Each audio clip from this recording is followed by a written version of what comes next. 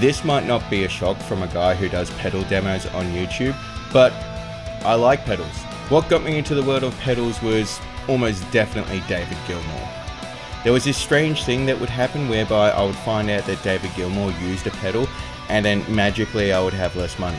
And I'm pretty certain that the first thing that we do when we start getting into gear is that we start trying to get the gear that all of our heroes use. This is where I kind of wish I worshipped Malcolm Young rather than David Gilmour, because Malcolm Young is Gretsch into a JTM 45, job's done. But no, I had to get into David Gilmour, who has one of, pretty much everything. So by the time I had bought the majority of like the Gilmour pedals, I noticed I kind of had one of everything. And if you listen very carefully, you can hear my bank account weeping.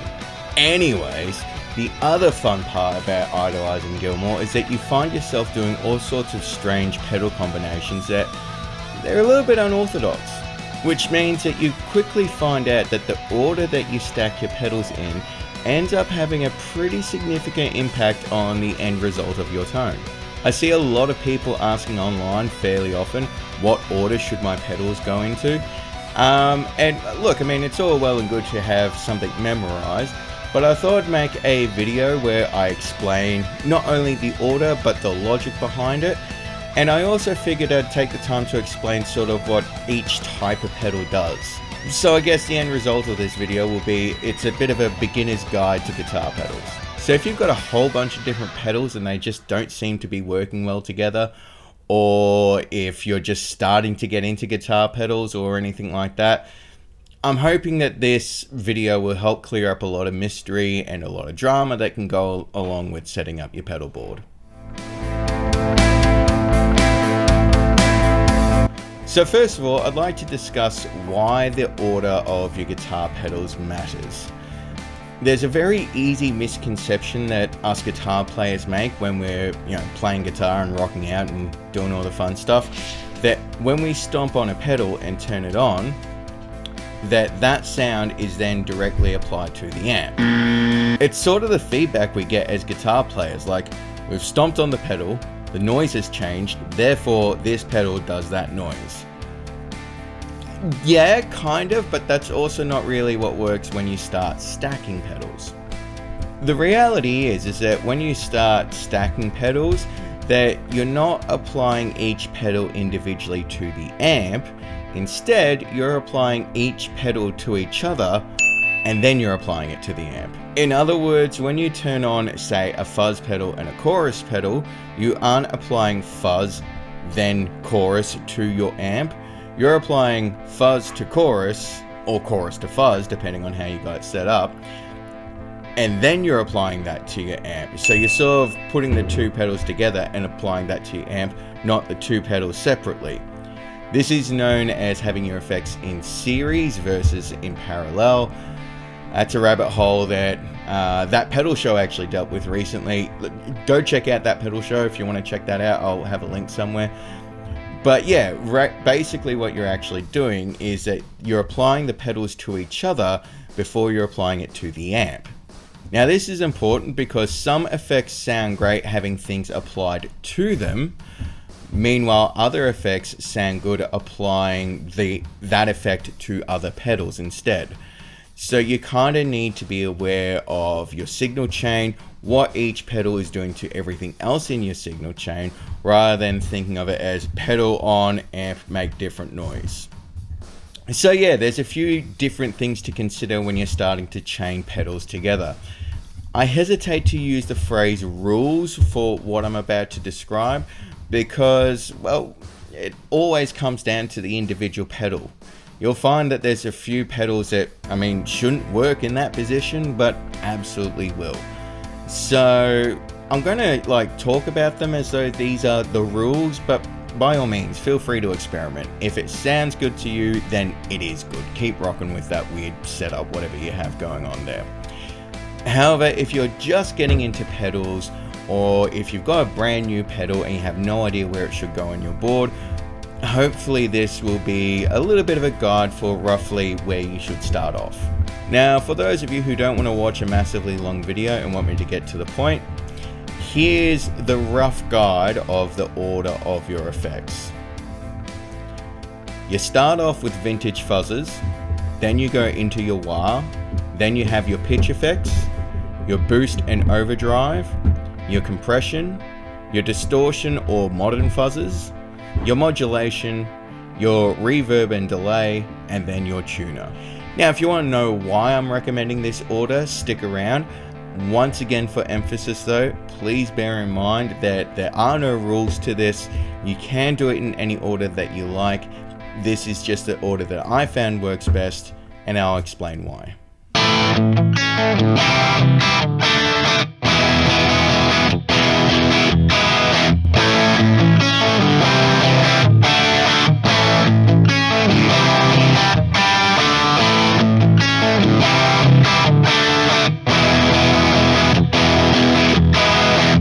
So, vintage fuzzes are where you will discover very quickly why there is sort of a right way to set up a pedal board and some obvious mistakes to make.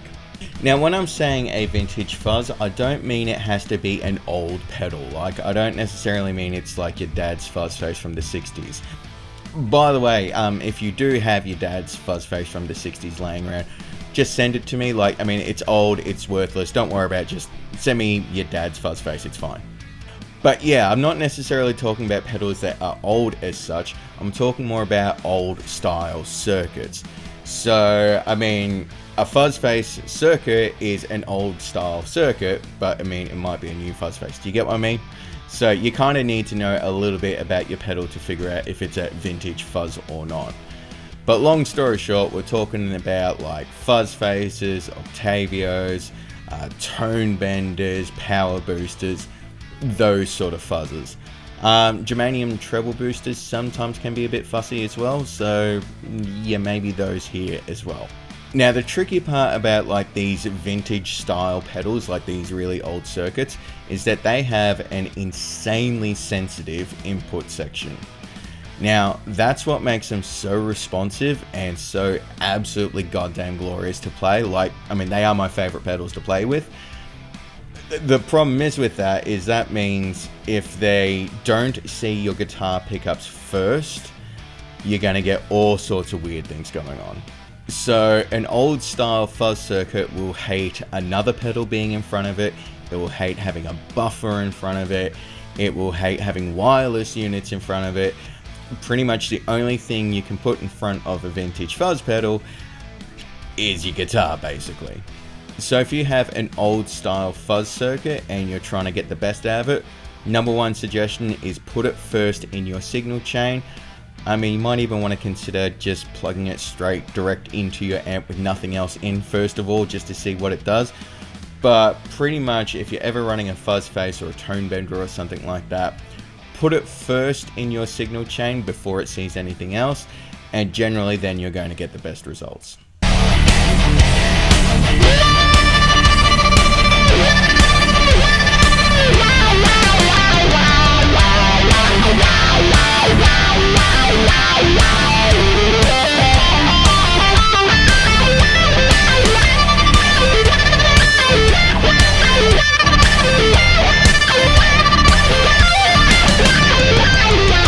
Now, if you're not a fuzz guy, the wah pedal will generally be your first pedal in your signal chain. There's a never-ending argument online about whether or not the wah should go before or after your vintage fuzzes. Look, I mean, try it, see which one you like best. I do like my fuzzes before my vintage wahs, and I'm pretty certain that's what Hendrix did. I'm not going to argue with Hendrix, he got some pretty good sounds, right? However, the form factor of most wah pedals means that they generally hang off the side of most people's pedal boards because they just take up so much space. But wah is one of those pedals that sounds fantastic when you apply wah to pretty much anything else. However, if you apply an effect to wah, you get a hot mess. So reminder, your pedals are being applied to each other in the order that you've hooked them up in. They're not being applied directly to your amp. So wah applied to chorus still sounds fantastic. Chorus applied to wah, that sounds horrible. Do not do that. So yeah, there's a debate about whether or not your vintage fuzz or your wah pedal should go first. If you don't play vintage fuzz pedals, you can ignore that argument all the time. But long story short, your vintage fuzz or your wah pedal should pretty much be first in your signal chain.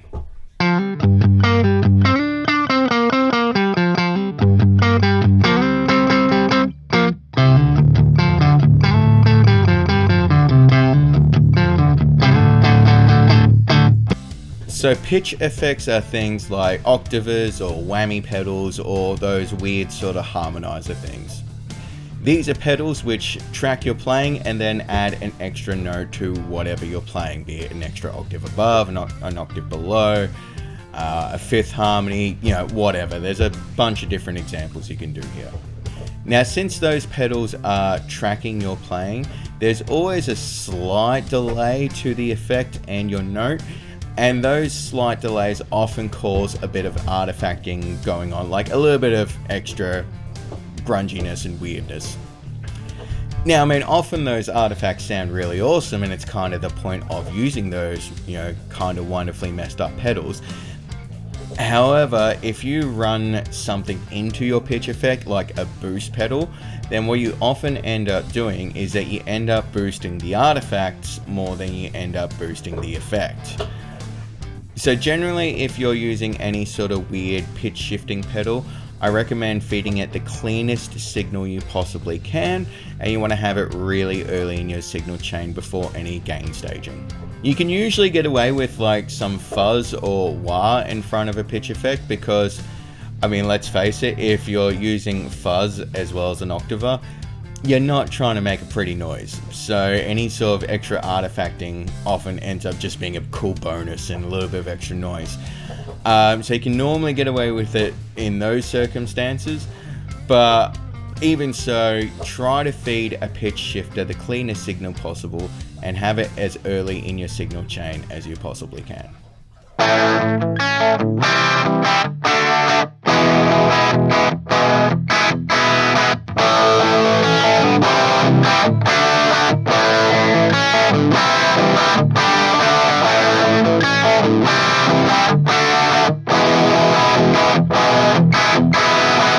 So the next stage is all of your boost and overdrive pedals. Now, boost and overdrive pedal, these aren't necessarily meant to be your distorted sound, if that makes sense, or your dirty sound, whatever you want to call it. They're meant to work with your amp to sort of create a dirty or overdriven sound by applying extra gain and extra level to your amp and pushing it into overdrive. Now, generally speaking, you want to get your gain staging sorted out first, pretty much in regards to anything musical that you do. You gain stage first and then you do all your other fun stuff afterwards. So we're basically applying the same principles here to our pedal board as what you do to recording or synthesizer work or anything like that. Now, it's fairly common for a lot of people to have a number of overdrive or boost pedals on their board. A lot of people like to do this to stack their gain levels so that they can go from like low gain to high gain or anything in between. If you are somebody who stacks your pedals, my big recommendation is to go from lowest gain to highest gain based on how you use those pedals. I mean, this is just following the same logic of what we're doing with our amp and our signal chain overall, really. We're taking our signal, we're boosting it a little bit, and then sending it to our amp, which is obviously going to boost it way louder than any pedal that you ever have, right? So that's kind of what we're doing here with our pedal board. We're going from the lowest gain all the way up to the highest gain. Please note that this is based on how you are using the pedal more than the pedal itself. So let's just say you're using a tube screamer and a blues breaker. If you use your tube screamer as a clean boost, so gain on 0, level up to 10, if you're using it like that, I would put that before the blues breaker if you're using the blues breaker to add a little bit of dirt and overdrive. So that way you're using the cleaner signal into the dirtier signal.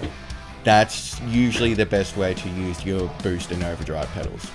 Now the reason why you do it is, as I said before, generally speaking, you want to go from low gain to high gain because that's what we're doing with our amp anyway, so it's sort of like the natural order of things, if that makes sense. But generally speaking, you will find that your gain will be much more controllable and it'll be much more predictable when you're turning on all your boost and overdrive pedals. You're going to find it makes a lot more sense. You're going to have much easier results and much more predictable results if you go low gain to high gain.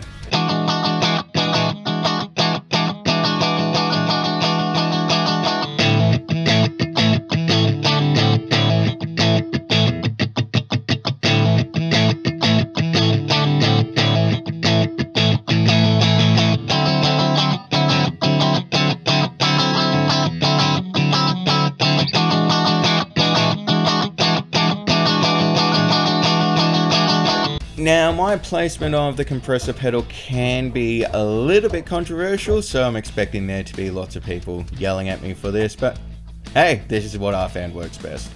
A compressor is a pedal where there's a few different spots where it can be really good, so it kind of depends on what you're using your compressor for.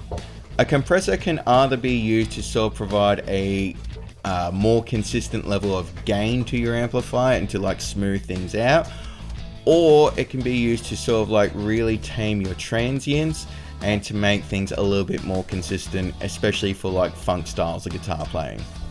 And how you use your compressor pedal is going to determine where it sits best in your pedal board. Now personally, I love transients. I love feeling and hearing the note attack. And generally speaking, I'm using my boost and overdrive pedals to tweak that pick attack to give me something different. So as a result, I actually prefer to have my compressor pedals after my boosts and overdrive, because that way I still manage to keep some of the new or tweaked attack from my overdrive pedal, and I just end up with the more consistent level of gain. So again, if you're the sort of guitar player who loves your overdrives, like, I mean, if the tube screamer is like the key part of your sound, my recommendation is to actually put your compressor after your tube screamer or whatever you're using as a boost pedal. You'll find you manage to keep more of the personality of your boost or overdrive pedal rather than if you had your compressor pedal first. A little bit smoother and a little bit more pleasant to listen to, I guess. A compressor first in your signal chain is a really good idea. Also, if you're one of those players who likes to use your compressor as a bit of a boost, as like a bit of a clean boost, yeah, sticking your compressor before your gain and overdrive pedals can be a really good option as well. So effectively with your compressor, there's a couple of good spots for it. You just kind of need to know what you're using your compressor for. If you're using your compressor more to provide a more consistent level of input into your amp, my recommendation is to have your compressor after your gain stacking.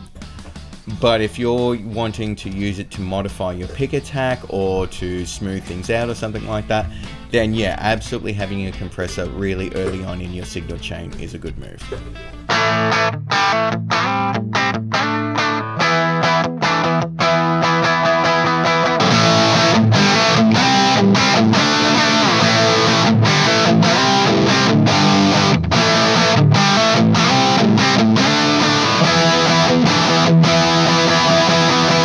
Now the last part of your gain stacking should be your big heavy hitter.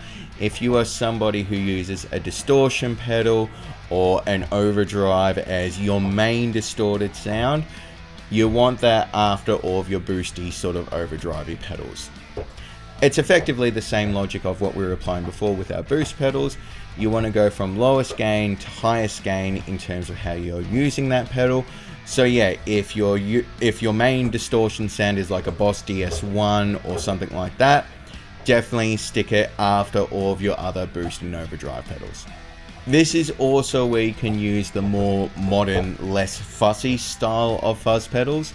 So something like a big muff, which doesn't really care what's before it, it's going to sound the same no matter where you stick it. Having it after all your boost and overdrive pedals, a big muff works really well in this circumstance as well. I'm pretty certain that Gilmour used to hit his Ram's Head big muff with a BK Butler tube driver.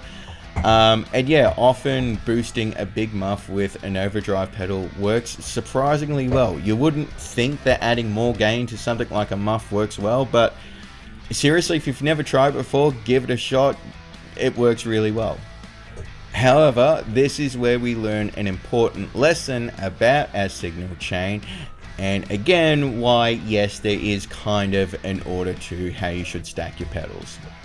Let's just say you're in a circumstance where you have multiple pedals on at the same time. Whichever pedal is last in your signal chain, that pedal is going to have the biggest impact on your tone. So let's just say you're running a tube screamer into a big muff. Your sound is still mostly going to be the big muff. I mean, obviously it's going to be a big muff that has been affected by other pedals, but your sound primarily at that point in time is going to be a big muff. This is why it's important to play with the order of your pedals, because you want to make sure that the pedals that are like key to your sound are being supported by your other pedals, and they're not getting dominated by the other pedals in your signal chain. So yeah, if you do have a certain gain pedal which is like your main dirty sound, you want to have that last in all your gain stacking, so that way it's supported by all your other gain pedals, and you're kind of going to be bringing out the best qualities of that pedal.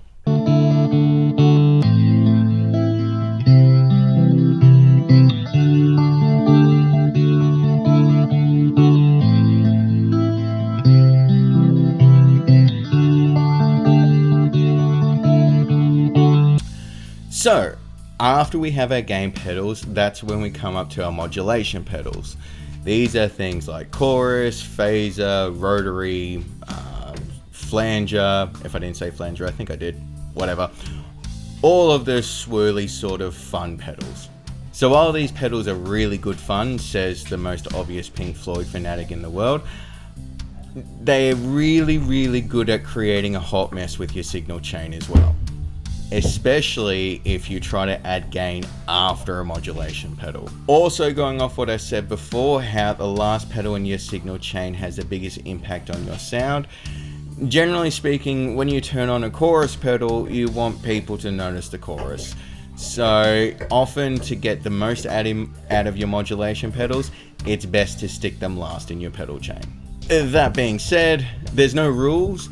It is worthwhile having a bit of an experiment with the placement of your modulation pedals. I know a lot of people actually like putting a flanger really early in their signal chain because it keeps sort of like that jet phaser sound effect going on. Cool, go for it. So please experiment a little bit with your modulation pedals. But again, if you're new to all this and you haven't played with like a signal chain before, modulation should generally pretty much go last, or at least after all of your gain stacking in your signal chain. The other thing worthwhile remembering at this point in time is the effects loop of your amp. That's something that, it's not that complicated, but it's for another video. Modulation pedals work really well in the effects loop of your amp.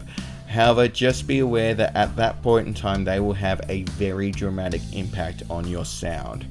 I find it's hard to be like subtle with modulation if it's in the effects loop of an amp. Meanwhile, if I leave my modulation pedals on my pedal board, often I can add, just a little bit of chorus here or something like that without completely dominating my sound.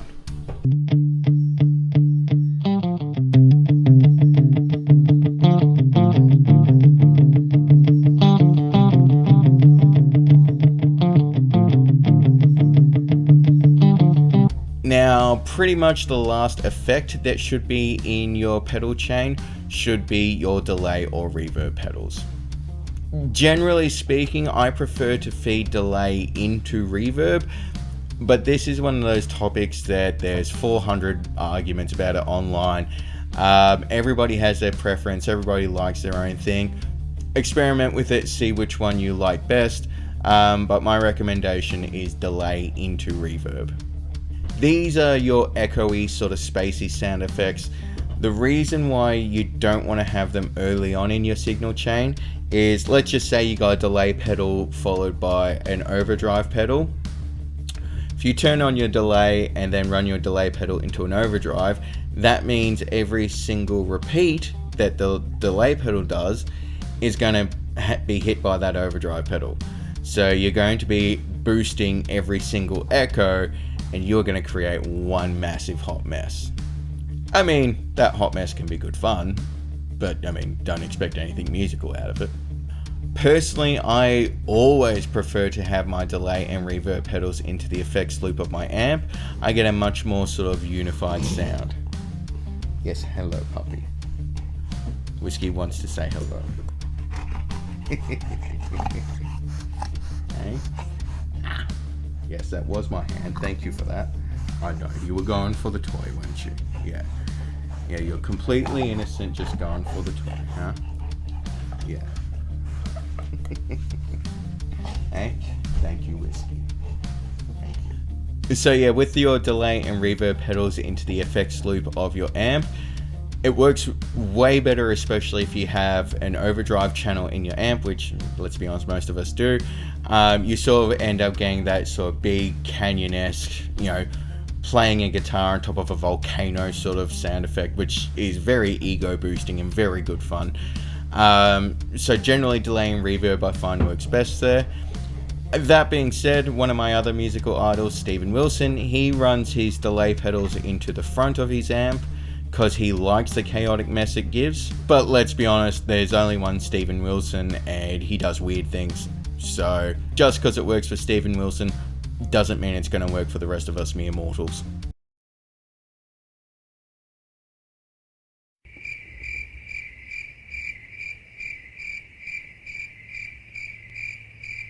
So the last two pedals that we're going to talk about are noise gates and tuners.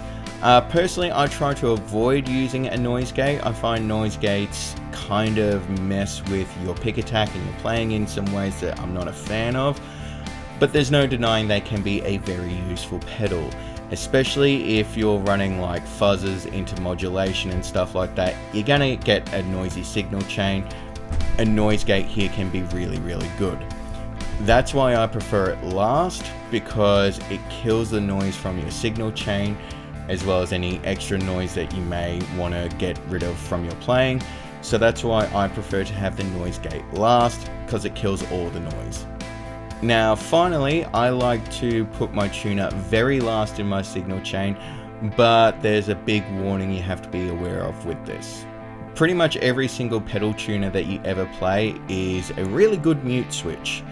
So I like to have my tuner last, because that way when I stomp on the tuner pedal, it shuts everything up, so you get a really nice quiet sound, which is so useful in like band rehearsals or whatever, because, you know, if you want to talk about how you just played, hit the tuner, everything shuts up and everyone can actually talk. The issue with this that you need to be careful of is if you have a modulation pedal on and then you turn on your tuner, you're gonna have a lot of difficulty tuning, and it's not going to be accurate at all, because the modulation pedal is going to mess with the pitch, so you're not really tuning your guitar to pitch. If you do have your tuner last in your signal chain, please make sure that you only try to tune when you don't have any other pedals on, but I just find it's really useful when it is last in my signal chain. The tuner I use is the Peterson Strobo Stomp, which has a buffer in it. I like to have that at the end of my signal chain again, because that way I can use a buffer to restore any signal loss I may have got from a really long signal chain, like with really long cables or something like that. So for me, having that last kind of is much more useful for me than putting it first. Hey, it's me from the future here. Just noticed after I released this video that I kind of made a stuff up here, so I'm going to put this addendum here, but I'm still going to leave everything else in. So what I want to emphasize here is that a noise gate and a tuner at the end of your pedal board is something that works really well for my personal setup, but in hindsight, it's probably not great general advice. Let me quickly explain why. A noise gate after your delay pedals or reverb pedals is actually a pretty terrible idea, because the noise gate is going to cut off the last parts of your delay and last parts of your reverb trails, and yeah, you're going to miss some of it. You're killing half the reason why you have a delay and a reverb pedal. The reason why I made that mistake is because I forgot that I've always got my delay and reverb pedals running into the effects loop of my amp. So while they're on my board technically, because I'm playing with those pedals, they're in a separate signal chain. So a noise gate and a tuner right at the end works really, really good if your delay and reverb pedals are in your effects loop. But if it's on your board and running into the front of your amp, make sure that your noise gate is before your delay and reverb pedals. That being said, the general advice here I'm giving about noise gates and tuners and everything like that, I still stand by it. I mean, it's a setup that works really, really well for me. And I think it's also important to leave it in there to highlight the fact that even though there is a right way of doing things for pedals, you will often find yourself experimenting with orders and things like that and doing things a little bit differently, and you'll find a setup that works best for you. This is meant to be a rough guide to give you ideas on how to start, but once you got things sounding really good and stuff like that, it's always worthwhile experimenting. My experimentation led me to the setup that I have. Your experimentation will likely lead you to a different path. So once again, generally speaking, it is better to have your delay and reverb after your noise gate and tuner. However, if you're running your delay and reverb into your effects loop, it doesn't matter either way. Anyways, thank you for bearing with me through this stuff up. I hope I've cleared it all up for you. And I hope you enjoy the rest of the video. Thanks for bearing with me. So there you have it. In my humble experience, this is the best order I have found to stack my pedals. Once again, I want to remind you all that there are no rules to this. So if you found a different combination that works and it sounds great, keep doing that. That's absolutely brilliant. Roll with that. As I said, when I was learning all about pedals and stuff like that and copying what David Gilmour did, he did all sorts of weird stuff that broke the rules that I'm talking about here. And Lord knows he got some amazing sounds. So don't regard these as necessarily hard and fast rules, but as a guide for how best to use those pedals. Let us know in the comments below any sort of weird combinations that you have, or if you want to call me an idiot and say that I don't know what I'm doing, please feel free to do that down below as well. Who knows, I may learn something, and that's always good too. So in the meantime, go set up your pedal board, give it a bash, and hope you have fun with it all.